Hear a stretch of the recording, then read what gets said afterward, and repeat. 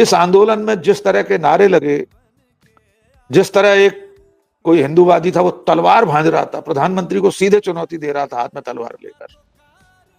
आगरा के वकीलों ने अभी जूते चप्पल बरसाए प्रधानमंत्री और गृह मंत्री की तस्वीरों पर। जरा एक पल के लिए कल्पना करके देखिए कि ये आंदोलन बिल्कुल ठीक इसी स्वरूप में दलितों, आदिवासियों या पिछड़े वर्ग के लोगों की तरफ से हुआ होता, या ये आंदोलन अल्पसंख्यकों की तरफ से हुआ होता, किसी और मुद्दे पर, किसी विषय में, किसी नियम या कानून को लेकर इस तरह से मोदी की कब्र खोदने के नारे लगे होते, इस तरह जूते चप्पल बरसाए गए होते, तो शिव कुमार जी मुझे बताइए कि अब तक कितने घरों पर बुलडोजर चल चुका होता, कितने लोग सलाखों में होते, जेल में होते।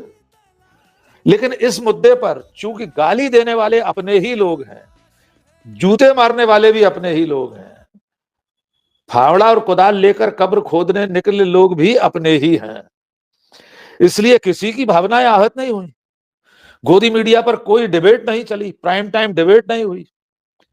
एक बड़ी एंकर है बहना, उनका एक वीडियो फिर से वायरल हो रहा है। जेएनयू में जब नारे लगे थे तो उनको ताव आ रहा था कि जिस देश के प्रधानमंत्री को 28 देशों ने सर्वोच्च सम्मान दिया है, उसकी कब्र खोदने के नारे लग रहे हैं। अब पिछले 2 दिन से उनमें से किसी एक भी एंकर को ताव नहीं आया।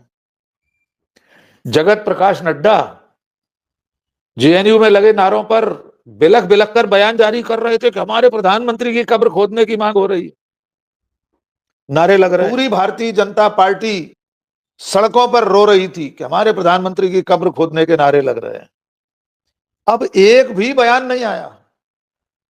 मैं तो प्रधानमंत्री से ही पूछना चाहता हूं, अगली किस सभा में वे गिनती गिनाएंगे कि यूजीसी नियमों पर उन्हें कितने किलो गालियां दी गई थी?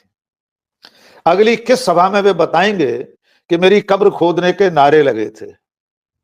और अगर वे ये सब नहीं बताते तो ये मानकर चलिए कि उन्हें कोई फर्क नहीं पड़ा, क्योंकि अपने ही लोगों ने जूते मार रहे थे, चप्पलों से पीट रहे थे उनकी तस्वीरों को।